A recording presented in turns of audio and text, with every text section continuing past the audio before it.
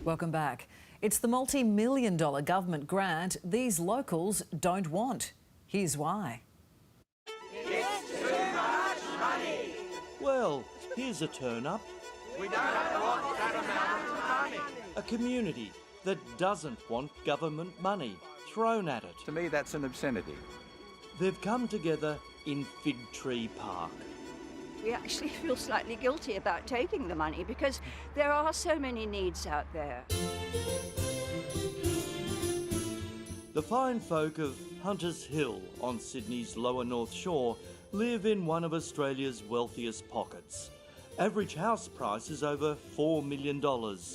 Average wage nearly $250,000. So do they need more money? No, definitely not. But when their council recently told them they were going to get nearly $5 million to spruce up their park, well, they were a little embarrassed. We don't want it, we don't need it, and there are other municipalities surely way out west who could use this money much better. They're crying out for schools and infrastructure and things like that. Millions on a little park is wasteful and unnecessary, they say. It's this overdevelopment because we've got all this money, let's go and spend it.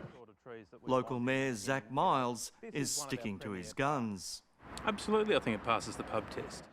The Mayor says it would be irresponsible not to accept the offer of free state government money. Council's not going to apologise for delivering something for this community.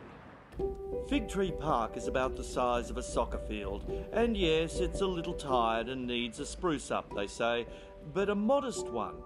It's fine the way it is. We need some small improvements, safety fence, a little bit more seating, maybe a small toilet block, but certainly not nearly $5 million worth. That's crazy, crazy.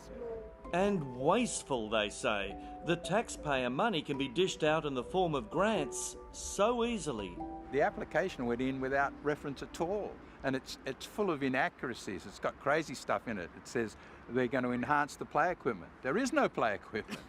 We need more rigour with these grants all around the place. We're getting sports rorts, we're getting grants thrown around, and I just think there's so many needs, and this is really a travesty. Council just filled out a form to the New South Wales government, says David Salter, and bingo, the money was theirs. It's an amazing thing because it's just all words, no diagrams or anything, and they couldn't even get their maths right. The maximum you could apply for was $4.75 million, but their application is actually for $475,000.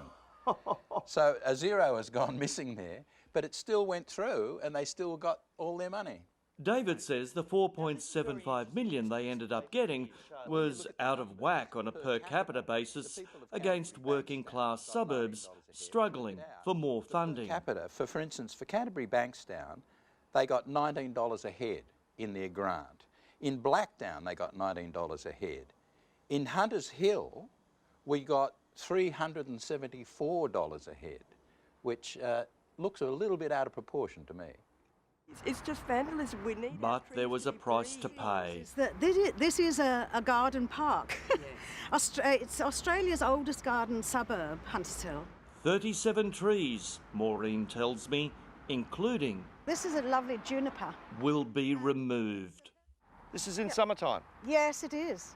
And obviously, it's perfect, really, but 5 of them are coming out there. To make way for the Taj Mahal of all parks. People need to be listened to. Yeah. Madness, they say, with perhaps some political interference. Is this a bit of pork barrelling going on in here? I understand that it may seem like a lot of money, but there's a lot of work that needs to be done in this space. Spend your money wisely, say the Hunter Hillians. And let's face it, they know a thing or two about money. It's too much money.